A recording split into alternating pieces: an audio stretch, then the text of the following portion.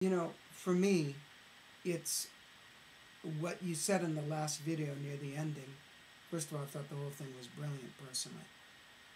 And then the ending, it started to move into, you know, what the title of this Frequency Bone Summer Music Connection 4 is. A musical approach to the basics. Right. We're talking about very basic things, whether it's warming up or articulations or tone. We're going to get into a lot of things. And so this musical approach, or whatever word you'd want to put it into it, for auditions.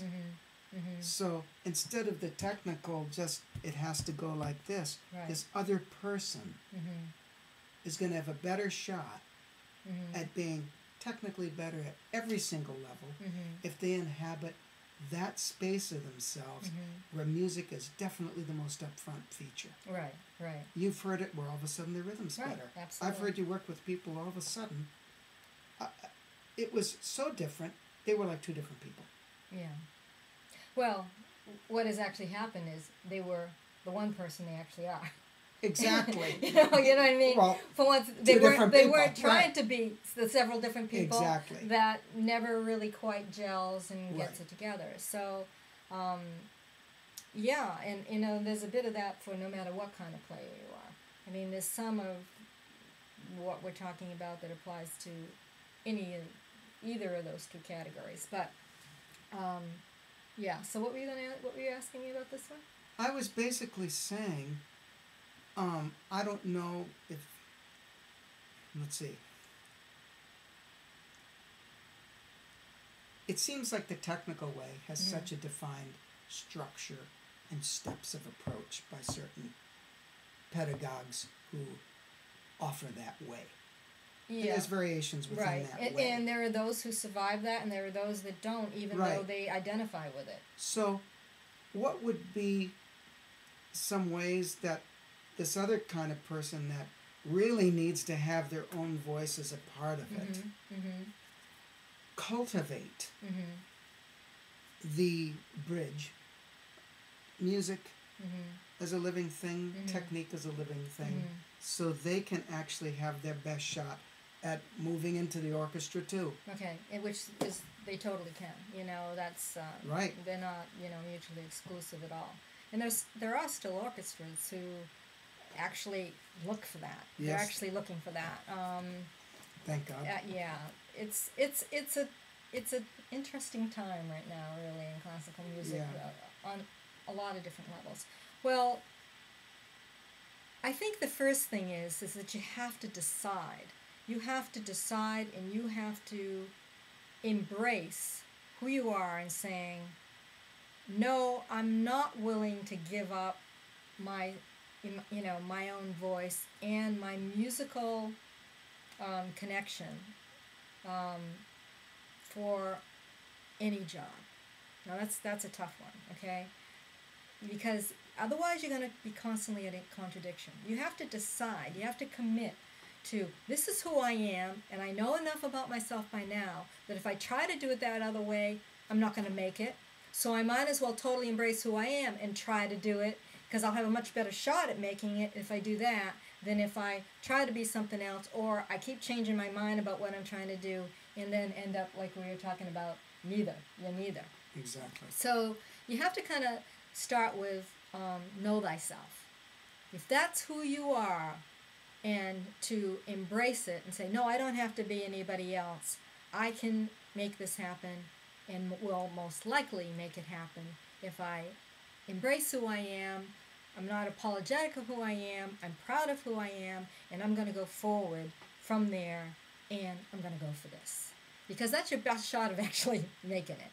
If you try to do the other thing, your chances are slim. Or if you do, you're going to have all kinds of problems, and you're gonna. It's if you don't, well, congratulations. So start there. Start with knowing yourself and committing to that you're going to do it. You're not going to skimp. You're not going to make excuses for developing your technique and being excellent.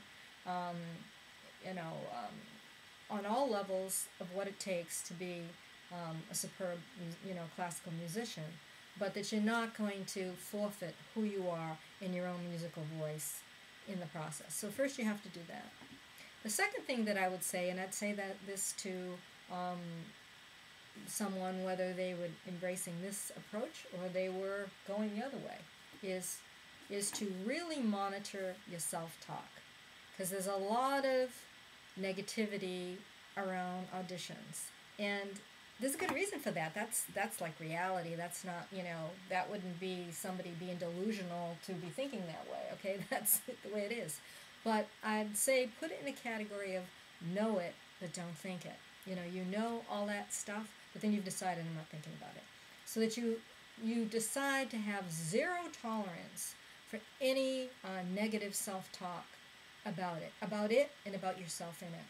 So you don't say to yourself, you don't have any internal dialogue going on about, I hate auditions, I have to go through this again, I might not make it through the blah, blah, blah. No, zero tolerance. As soon as you hear that, you go, no, and then you put something in its place about, this is something I really want to do, nobody can stop me, I'm totally free, I'm doing this because I've decided I'm going to do it, and I'm going for it. And so you just replace it with something else immediately, and then you just get back to where you're going. And the same thing applies to with no negative self-talk about your own playing.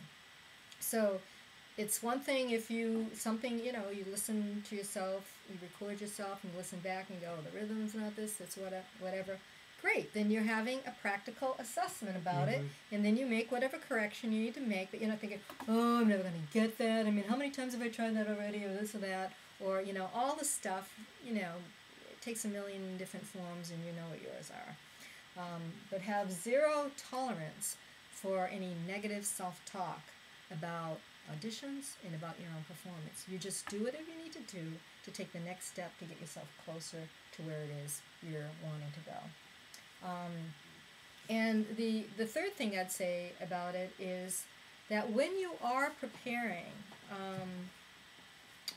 that you want to start with what your government is. And if your government is music, then even as you're practicing, intonation, or you're practicing rhythm, whatever you're doing, that you do it under the government of the reason that you're doing this is to make your musical expression have more flexibility, that you can do more with it. Or if you're working on a particular excerpt, it's like you remember, well, what is this excerpt? What am I trying to say? What do you know about it? What do you know about the history of the piece? The content, the piece that it actually comes from, comes from a real piece of music. It's not just that little thing you're playing. Do you know the symphony or whatever that this comes from? You should. That'd be a really good idea, so otherwise you start thinking music as excerpts. And actually, well, what does it mean to you? What did it mean to the composer? Where in what the composer had in mind, if you know, do you see something of your own life in it? How can you put your own self in the picture? And so you come up with a connection or a musical concept that actually includes you. Mm-hmm. It's not just you having, well, so-and-so wanted to do such and such, so I'm trying to do that. Well, that's great. I mean, that's better than nothing, right? You're trying to do that. But that's you trying to connect to something outside, or you trying to have like a still photo in an album, rather than you being in the movie, or in better off in real life. So this is what I mean when I say inhabit. Right. Inhabit the connection. Don't just try to connect to something out there, but inhabit it. Find something in your own life that resonates with what the idea is, and it might be even quite different than what the composer had in mind, but as long as it's on a sympathetic wavelength, right. You know what I mean? Not something out in left field, just have something that, yeah, this works for this. And then when you have that, commit to it. You feel it. You're living it. You're inside it. You see yourself in the picture. When you're at this point in the excerpt, oh, you're over here. It's not like, okay, this is my idea, and then you start playing, and then like a few, seconds into you go, you've totally lost it because it's not a living dynamic thing for you versus like you might find yourself falling off, but you know exactly, oh yeah, this is in the music where this is going on, and you can come back on because it's part of a moving picture, not like this snapshot of something that has nothing to do with you, but you're just trying to kind of make it, happen. Right. So, so that when you have that in mind, when you're actually working on something like rhythm or intonation or any of those other things, you remind yourself why you're working on that.